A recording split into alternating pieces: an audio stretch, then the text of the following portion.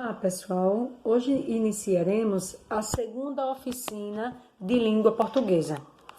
Eu gostaria de lembrar que aqueles trabalhos que vocês enviaram, apresentando notícias relevantes, foi um trabalho maravilhoso. Eu recebi algumas notícias ainda com referências à morte de George Floyd, recebi algumas matérias, algumas notícias sobre a questão da transexualidade, sobre bullying, sobre o Enem.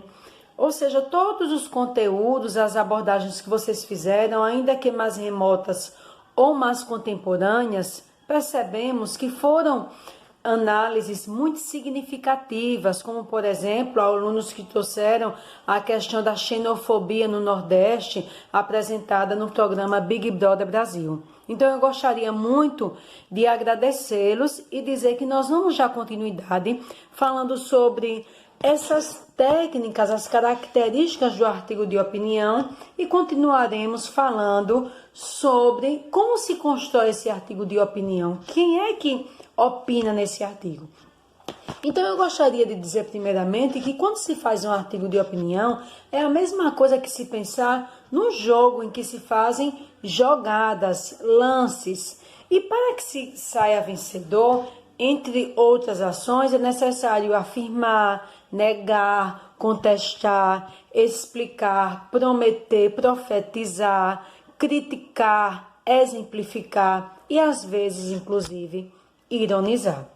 Todas essas jogadas, elas estão a serviço da criação de um clima favorável à adesão do público às posições defendidas. Ou seja, se eu ironizo às vezes, se eu nego uma opinião que é de senso popular, eu estou querendo chamar a atenção do meu leitor para que, no final, logicamente sempre com a verdade e com a ética, eu chegue a um denominador comum. A cada lance, o argumentador ele se esforça para comprovar que está indo pelo caminho certo. Caso contrário, ele pode perder sim a credibilidade e será vencido sempre pela verdade. Bom, deixem eu mostrar aqui para vocês alguns temas que podem serem considerados como temas necessários à discussão em um artigo de opinião.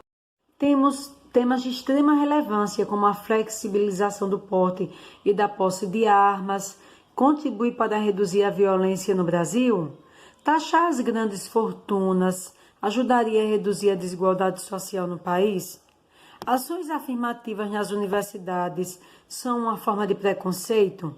Pessoas transgêneras podem participar de competições esportivas em times que não correspondem ao seu sexo biológico. Deixem eu colocar aqui mais alguns temas.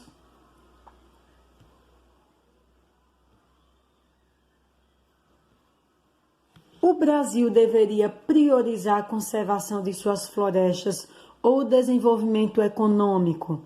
A vacinação deve ser obrigatória? Então, vejam só, meus queridos. Pessoas transgêneras podem participar de competições esportivas em times que não correspondem ao seu sexo biológico? O Brasil deveria priorizar a conservação de suas florestas ou o desenvolvimento econômico? Eu ainda digo mais, será que dá para se fazer as duas coisas? A vacinação deve ser obrigatória? Então, são alguns temas que for argumentar, falar sobre ele, o articulador. Ele precisa, com a própria palavra, sugerir se vale a pena argumentar sobre esses temas. Esses temas são mesmo relevantes? E o que é que ele deve fazer para tornar esses temas relevantes? Nada mais do que utilizar-se da razão, de verdades, fatos, virtudes e valores éticos, estéticos e emocionais tão amplamente reconhecidos que justamente por isso servem de alicerce para a tese defendida.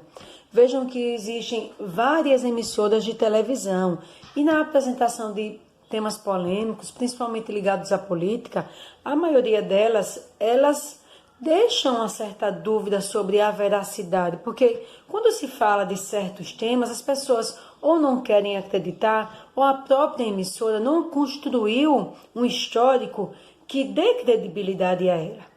Ou seja, assim como no jogo, quem argumenta faz suas jogadas, né? Então, qual a jogada que deve se fazer? Aquele articulador de opinião, aquele escritor, jornalista, aquela pessoa que quer ser credibilizada, utilizar-se sempre da verdade.